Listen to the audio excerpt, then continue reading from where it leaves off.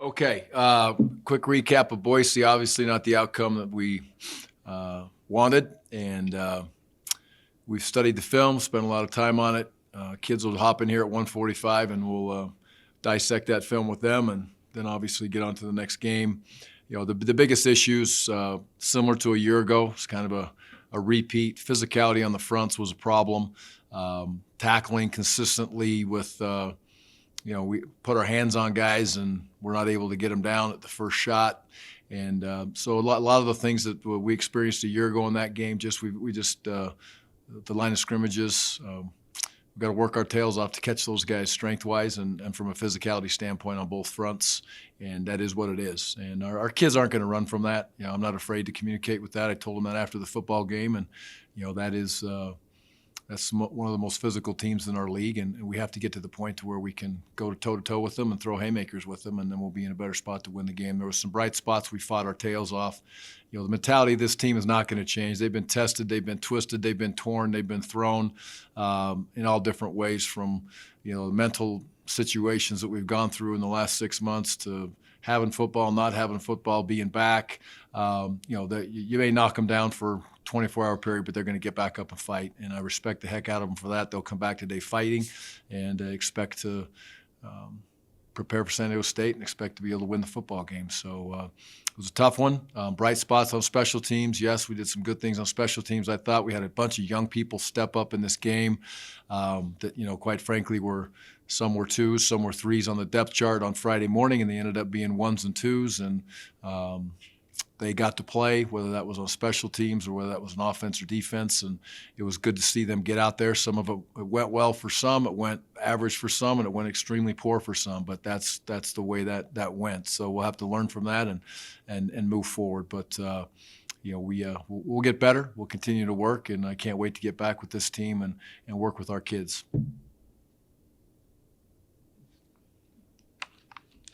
Coach, you talked to, Ajay Salvesen here.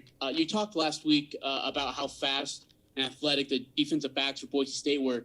But what took me off guard was their length, just how long they were. Did that also surprise you a little bit? And can you talk about the challenges of having to battle that with your receivers? Yeah, Ajay, everybody kind of looks tall to you. So I'm sorry. I had to take that shot. I apologize. I apologize. I'll take it. I shouldn't have done that to you, man. Anyway, you are absolutely spot on, young man. They were, that is a really, really good-looking football team from top to bottom. When they're out there on the field, and as you prepare the game to watch them run around. But they are long in the back end. Those two safeties are really talented players. I thought they played very well in the back end, and as advertised on film, they're exactly what they look like. And we had a hard time at times getting off of man coverage with them and the coverages that they were playing, and we've got to get better at that. And that comes with the whole slew of things. It's not just the wide receivers getting off press coverage. It's protecting better and everything else. But you are exactly right. I thought that was a very talented defensive backfield, and they play the game the right way, and they've been playing together for a long time. And then you've been dealing with COVID-19 and contact tracing for the last couple of months, but also dealing with players getting injured during the course of fall camp and even into the season opener.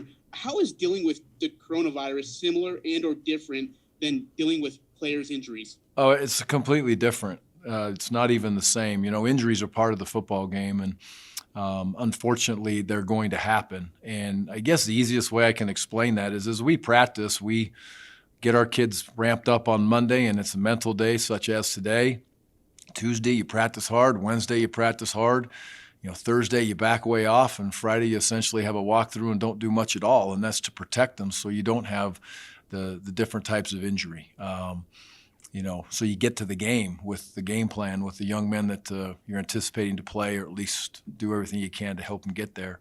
And, COVID is completely different with that. You test on Friday, and you walk in here, and there's a group of young men that you got to walk in there 40 minutes before you walk onto the bus, and you got to tell them they don't get to play in the game. And that does a complete flip-flop to game plans and situations, none of us are looking for a pity party. First of all, not one person on this football team, one coach, nobody wants a pity party, and Aggie Nation doesn't want a pity party either. We all 100% get that, but it is very difficult for the young men that are going through that. And, I can't sit here and give you names as we go through there, but just to see the tears roll down their face as they walk out the door because they don't get to play in a football game. And, a kid tests positive last Friday, he misses 3 football games. Well, that's half the year. And I also emphasize that is the right thing to do. We're not challenging what's right and wrong with COVID. We agree with everything that's been set up for. The testing is awesome and the contact tracing and all the things that come with it. That is the way it should be, but that does not make it easy. So it is a mental stressor. It's a physical stressor for the young men that are in those situations, and it's hard to. It's not like an injury, and that's not the first time I've been asked that question. I think it's also a great question, but that is our take as a staff and as a football team is we're going to deal with it, but it's like nothing that there's no playbook to rewrite things on Friday in that situation other than get everybody ready, and that's the easy thing to say. But it's a very difficult thing to do. And as you continue to look at that, I think it's also important to, we have some young men that when this whole thing went down, we may have Caden Anderson with us right now, but you know what? Caden, when this went down and we weren't going to play, Caden Chase is another one that those kids had moved on in life because they were told they weren't going to play football. So when I say that, just for the reason of our numbers are extremely low, so the way we practice is different also. And I think our kids have adapted to that unbelievably well, and we'll continue to do that because of where we sit. But with the high numbers that we have in the COVID area, it's a challenge, but it's not a challenge we're afraid of. But it is a great challenge just because it's so unknown. Thank you, Coach. Mm-hmm. Coach Jody Gunnessy with the Deseret News. Speaking of things that are a little bit different this year, I'm just wondering your thoughts on the eligibility freeze and how that is affecting perhaps how you're coaching, maybe letting more freshmen play where you don't have to worry about burning a redshirt year, and then how that affects recruiting and looking maybe at seniors as juniors as well. Yeah, no, another great question. It's that's some rough waters also. There's a lot of unknowns when it comes to that with the area of recruiting and, who's going to be with us come the beginning of the year, and we want to get those seniors back here and give them the opportunity. If we do that, they have to tie into our 85 scholarships. This could be something we could sit and discuss right now for an hour, but I'm just going to speak in very general terms. Is the other piece to that is now all of a sudden is the NCAA going to come out and make the one-time transfer thing hit in the 1st of January or February or whenever it sounds like that's going to be a go.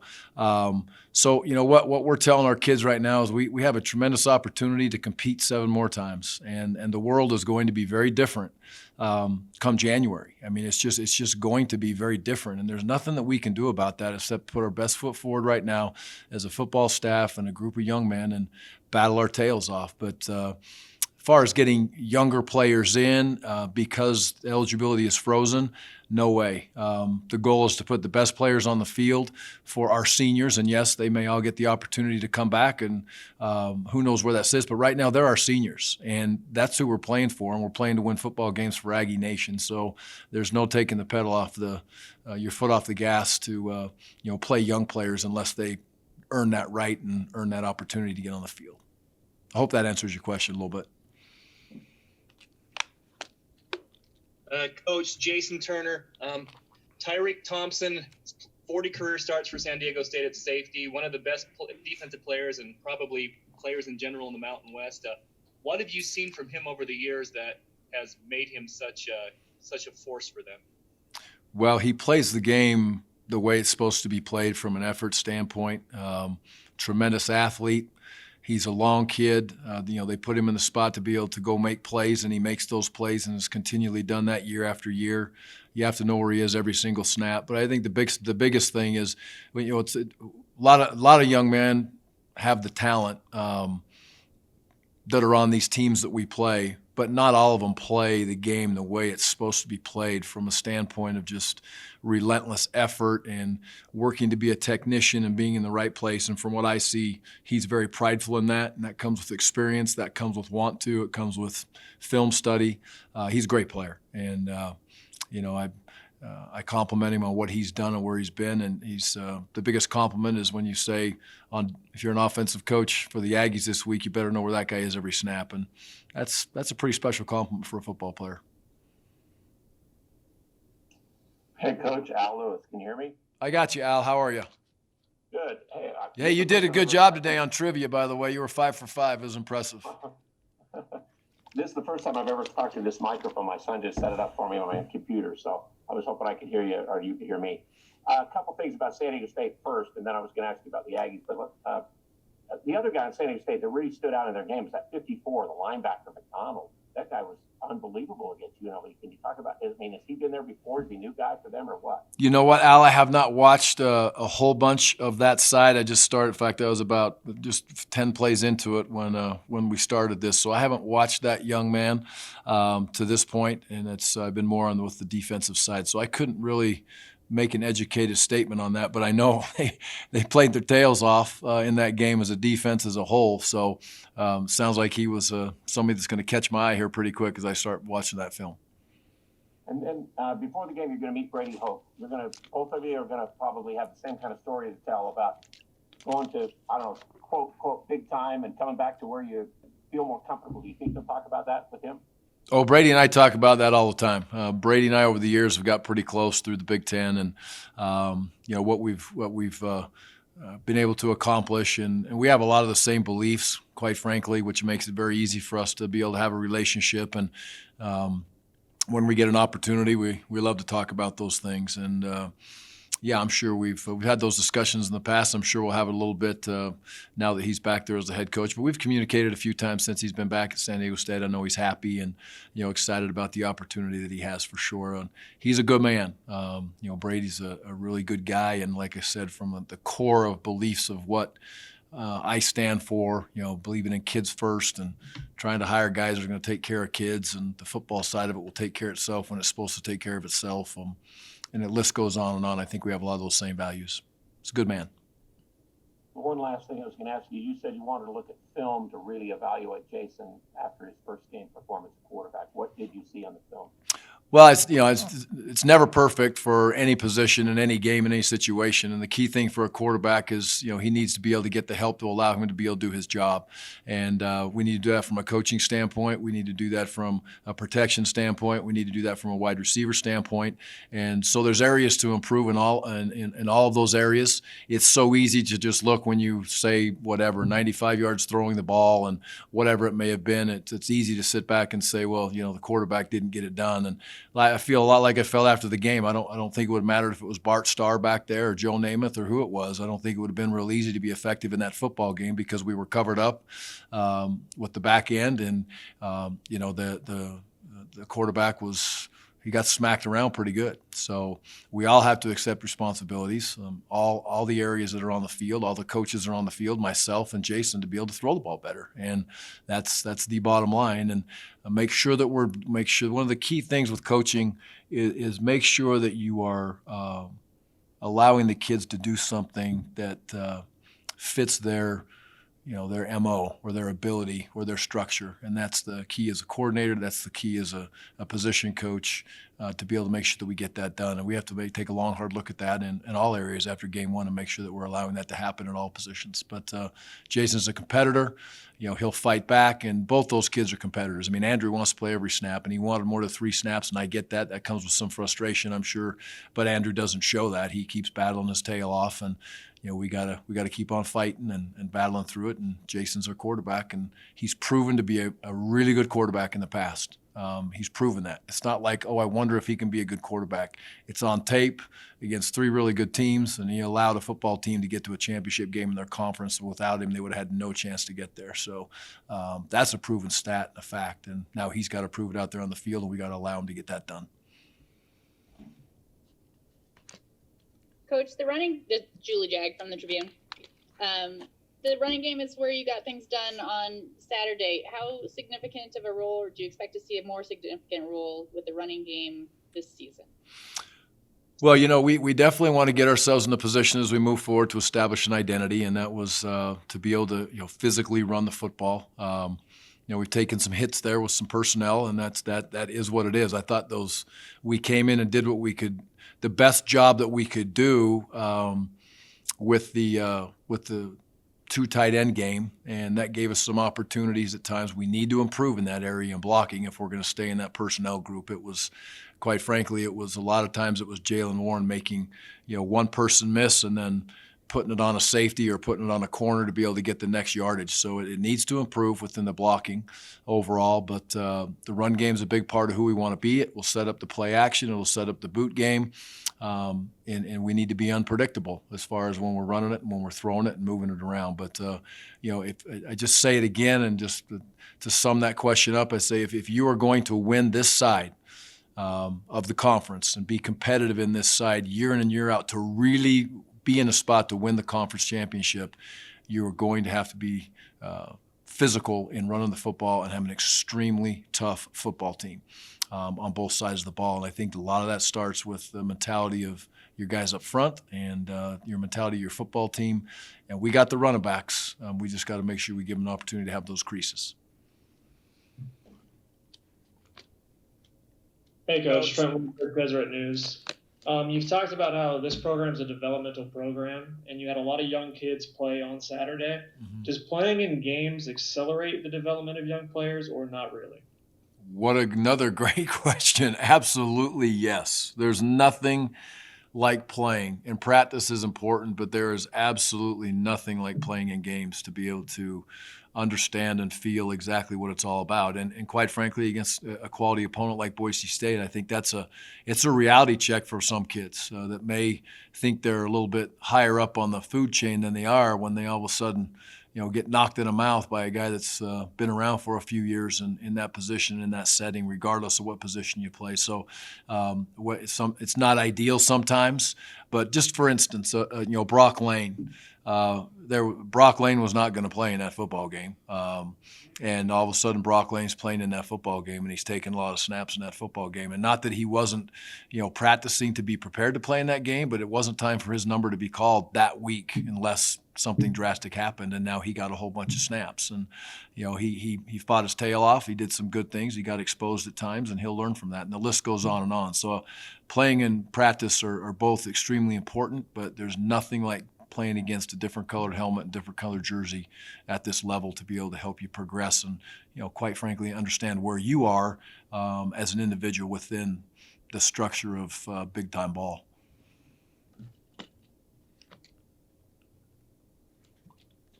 Coach Jody with the Deseret News again. Just to follow up on the offensive line, you mentioned the physicality. Do you think that was the biggest issue there, or were there some assignments missed? And will there be any changing of the starters and combinations?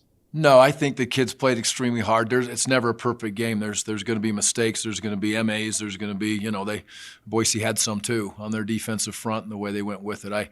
I think it's an extremely physical front, an extremely experienced front with those linebackers that are in there. They're really good players and talented young men, and so they play the game the way it's supposed to be, and they can hang in there with anybody. And they prove that year in and year out. I mean, you don't go up against what they did a year ago with Florida State and do what they did in a game like that without being that physical nature that you need to carry yourselves through there. And I thought the offensive line played their tails off, and they worked extremely hard, and they battled, and they gave it every single ounce of effort that they had. And, those kids are tough. They're tough-minded, and I don't want to discount that in any way, shape, or form. They are absolutely, but, we need to continue to develop in the weight room, and it was just taken away this year. And there's nothing that you can't cry about it. It is what it is, and they're excited to get back in that weight room and get as big and as strong a physical as they can, and hopefully a normal off season. And because they want to do that. They want to be road graders. They want to knock your fanny off the ball, and they want to get in those games with, those teams that we've struggled with, that physicality, and win it and walk out of there and say it wasn't all fancy and pretty. It was because we won it in the trenches, and they're getting closer. But it wasn't enough on Saturday to walk out there and say, hey, we're holding in the trenches. And that's on both sides of the ball now. That's on offense and on defense. We need to continue to work at that. But I'm proud of the way our kids played. And they battled their fannies off, and they're giving you everything they got. I promise you that. Anything else, guys? Yeah, sorry, just one more question about San Diego State coach, Okay. Jason Turner again.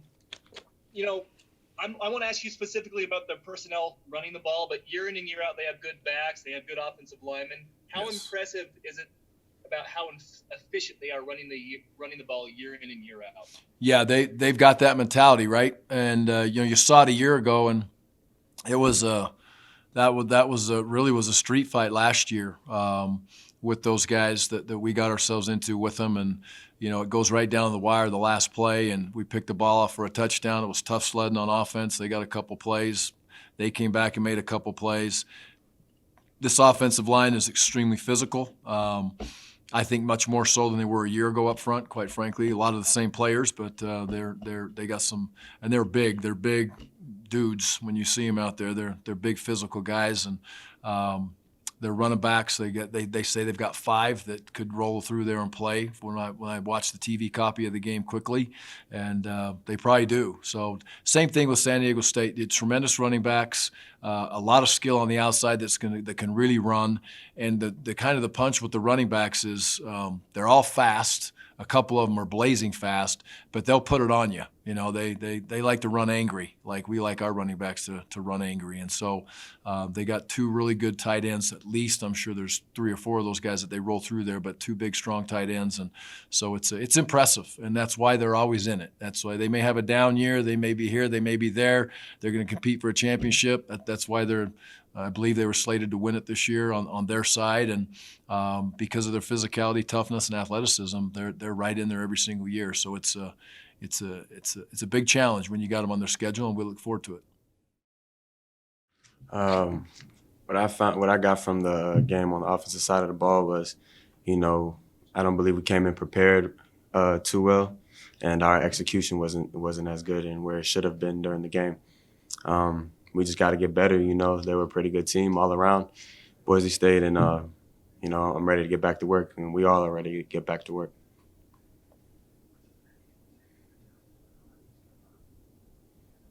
Hey, Devin, this is Jacob Nielsen from the Utah Statesman. This next week's game is not going to be any easier offensively. San Diego State's got a fantastic physical defense. What can you say about what you've seen from those guys, and what are you looking forward to on Saturday? I really haven't had a chance to start watching film on them. I just had to deal with the game from yesterday and, get that off my mind. But, going into this week, I believe we just got to go to work. We got to focus on us and execute better as an offense. So, Devin, what do you remember about last year's San Diego Utah State game? Al Lewis from KVNU. They were pretty good. Their secondary is pretty good. That's what they're known for. And, I just believe we got to come at them. We got to focus better and do better for us. Hey, Devin, Jason Turner from the Herald Journal. Yeah, that game against San Diego State last year, that was probably the team's best win of the season. They won 10 games. They win 9-10 games basically every year. So, looking back at that game, how gratifying was it to go to their stadium and get that win? It was really good. That built a lot of confidence for us, and that helped propel us throughout the season. So I think if we come with that same mentality that we had last year, we'll be good.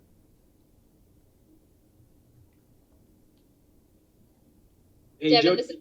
Oh, go ahead. Go ahead, Jody. It's fine. Thanks. Jody Guinness to the Deseret News. Hey, just where do you think you need to improve on the offense, to help Jason to get the ball to you guys and to click a little bit better than you did? We just got to come, we got to come to work better, and execute better on offense. And as receivers, we got to get open. That's just it, so he can get us the ball. We just got to get better all around on the offensive side of the ball. Devin, this is Julie Jagg from the Salt Lake Tribune. Would you speak a little bit on Jalen Warren and the boost that he gave the team in the second half against Boise State, and what was working there? Jalen's a fantastic player. He's demonstrated that since I've been here, and since he's got here. So he definitely gave us the momentum that we needed in order to get rolling. He's a very good playmaker, and I'm grateful to have him on my team with me. Devin, one of the things you like to do, and they run it for you, is screenplays. What's the challenge of a screenplay? I mean, you really need to rely on those other guys that are out there in the area to make some help towards. Then you can make your move, right? Can you talk about that? With screen games, it's just everybody has to execute and get on. Just put a body on a body. That's really the only way it can work. And then after that, it's up to me to make one person miss.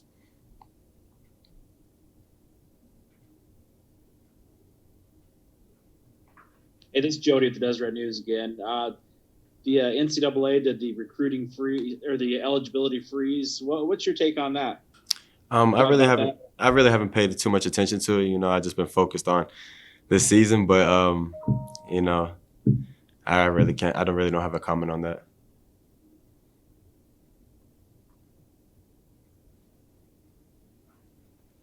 Anything else for Devin?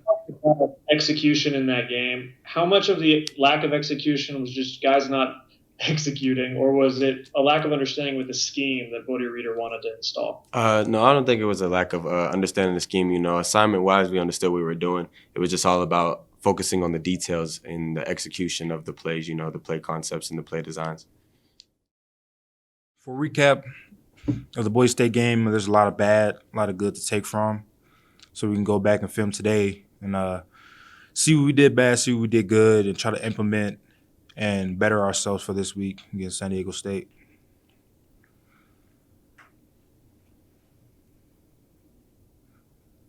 Kevin, Jason Turner from the Herald Journal. I really felt like you guys put yourselves in better positions to make plays against Boise on Saturday than you did last year. If you guys can shore up the tackling a little bit, how confident do you feel like how good you guys can be as a defense going forward? Yeah, it's funny you say that. I feel like it was definitely a different vibe compared to this year and last year in terms of playing Boise State. Tackling was for sure one of the big things. Getting off on third downs was one of the big things. If we was able to do those two things, I feel like the outcome could have been a lot different. So we just got to build on those things and rep those things down at practice, make it a bigger emphasis on third down, emphasis on tackling at practice. So when we play San Diego State, we wouldn't have no letdowns like we did last week. Kevin, Al Lewis from KVNU and Logan. Cash had a productive game with tackles. How did he play inside with you, and how much have you tried to teach him about the spot? So it's kind of funny you say that. With Cash, he taught me something. He brought a more physical play to the inside linebacker room. I'm more intelligent because I've been playing the position longer, but he brought physicality into the room. So I thought his first game he did pretty well for playing linebacker the first time ever in college football, ever in his life. So yeah, I got to teach him a couple things here, a couple things there, but he's well on his way to be a great player. Can I ask you about last year's San Diego State game, your thoughts and remembrances of that big win by the Aggies, and defensively what you guys had to do there at the end of the game, chasing their quarterback all over the place all the time? Yeah, so versus them, I can't remember the exact score, but I remember we had them goose egg for a while, and we were playing downhill football, great defense, and then at the end they got a couple big long passes for touchdowns against us to make the game kind of close. But winning that game last year was a really, really pretty good step in terms of our physicality, because I feel like last year we brought a good mentality and physicality versus those guys, so we got to do it again this year. Hey, this is Jody Guinness at the Deseret News. What can you do to improve that tackling? Was that just different angles you're taking, or not following through? It's because it wasn't just one player; it was several. Well, tackling is really a want-to. We got to instill that into everybody on the team, including myself. I had a few missed tackles as well. We got to want to tackle. We have to want to put a face on a face and drive our feet and want to tackle. So at practice, whatever the tempo is, we have to make it as much as game-like as we can with staying safe so we can make it to next week. But it's going to really be a want-to and a big emphasis this week on tackling.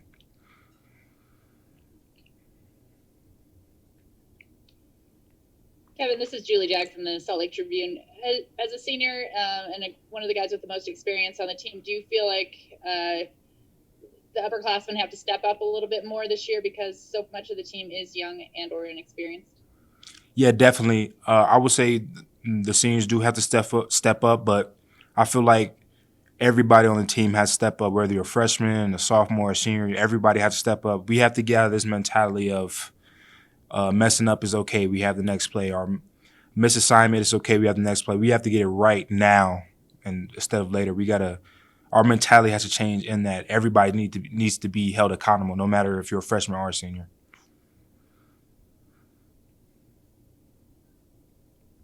Kevin, on Saturday, I doubt you've seen the tape yet, but San Diego State, they rushed for 287 yards. What do you do to stop a really good run offense? You put a face on a face. You instead of you letting the run the ball on you, you put your face in their face in the backfield. We have to get them behind the sticks early on. Got to get a couple turnovers as well, but the biggest thing is I would say a 1-2. We have to bring a physicality that we brought last year. It has to be an emphasis of playing downhill football.